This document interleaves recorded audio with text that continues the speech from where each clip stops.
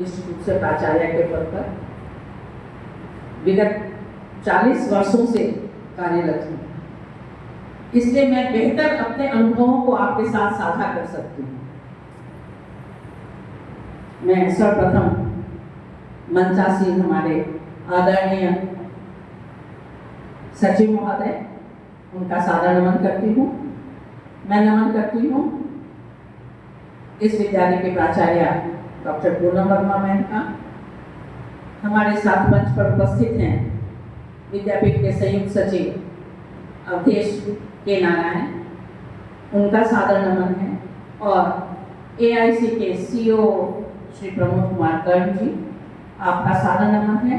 सादर नमन है हमारे सभी शिक्षक शिक्षिकाओं का, जो आपको आगे अपनी बहुमूल्य बातों से अनुग्रहित करेंगे, शिक्षित करेंगे और आपके ज्ञान में वृद्धि करेंगे।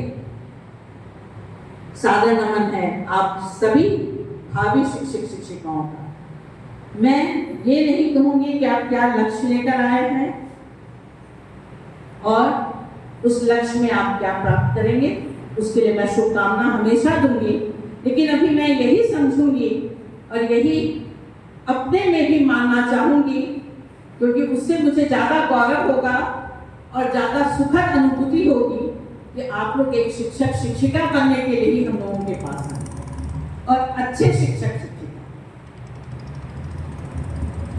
आप सबों का बहुत बहुत स्वागत है। सभी हमसे छोटे हैं, इसलिए सभी को शुभाशीष है, शुभकामना है कि आप लोग जिस भी लक्ष्य को प्राप्त करने के लिए आए हैं वो अवश्य प्राप्त करें। परंतु मेरा यह मानना होगा कि अगर आप शिक्षक शिक्षिका बनने के लिए उत्प्रेरित हों तो शायद मुझे ज़्यादा खुशी होगी।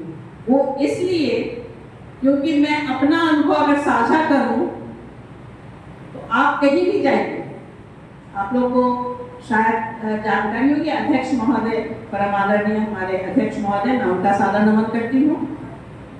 वो एक आईएएस ऑफिसर और मैं उनकी एक तरह से हम लोग सहकर्मी भी हैं, सहयोगिनी भी हैं, सहगामिनी भी हैं और पति पत्नी हैं। हम लोग साथ काम करते हैं। वो बतौर आईएएस ऑफिसर हम लोग उनके साथ जाते हैं, लेकिन बच्चे मुझे मिलते हैं प्रणाम करने के लिए,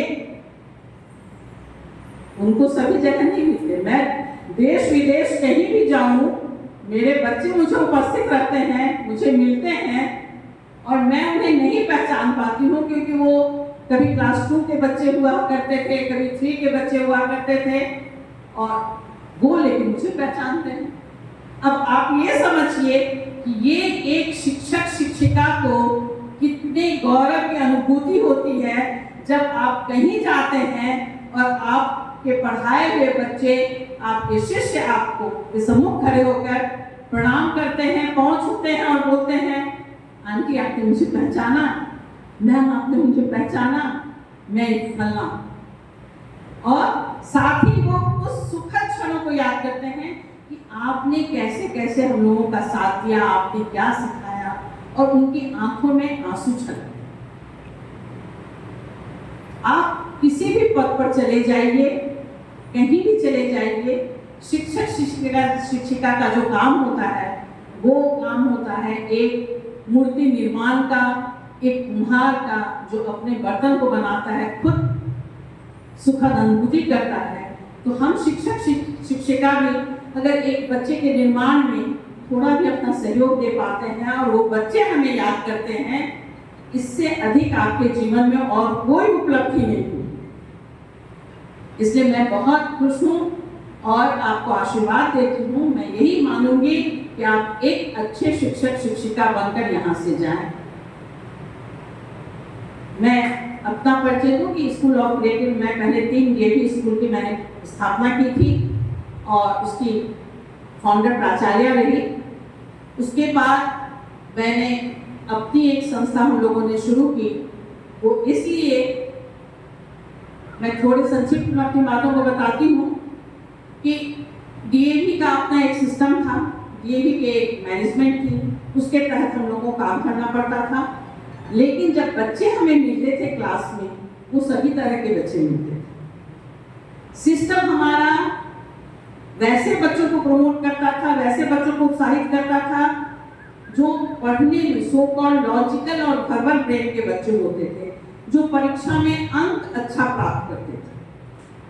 लेकिन वैसे बच्चों को हमारा सिस्टम प्रोत्साहित नहीं करता था जो बहुत अच्छा स्टेज परफॉर्मेंस देते थे, बहुत अच्छा खेल कूद में आगे बढ़ते थे। खेल कूद वाले को तो फिर भी प्राइज मिलता था स्पोर्ट्स के तहत, कि स्पोर्ट्स की एक अलग विधा थी।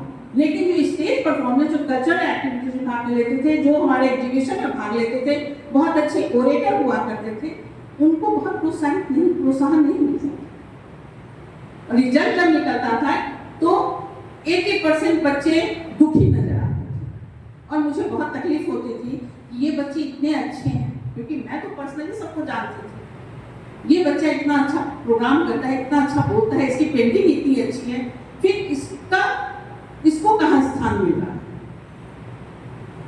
और इसीलिए हम लोगों ने स्कूल ऑफ क्रिएटिव लर्निंग की स्थापना की, जिसमें आप आगे जाएंगे देखेंगे और आप लोगों को पता भी होगा कि बच्चे क्लास में जो होते हैं वो सभी विधा के होते हैं। कुछ लॉजिकल होते हैं, वर्बल होते हैं, रिथमिक होते हैं, स्पेशल होते हैं, कैनेस्थेटिक होते हैं, इंटरपर्सनल होते हैं, इंट्रापर्सनल होते हैं, नेचुरल ब्रेन के होते हैं।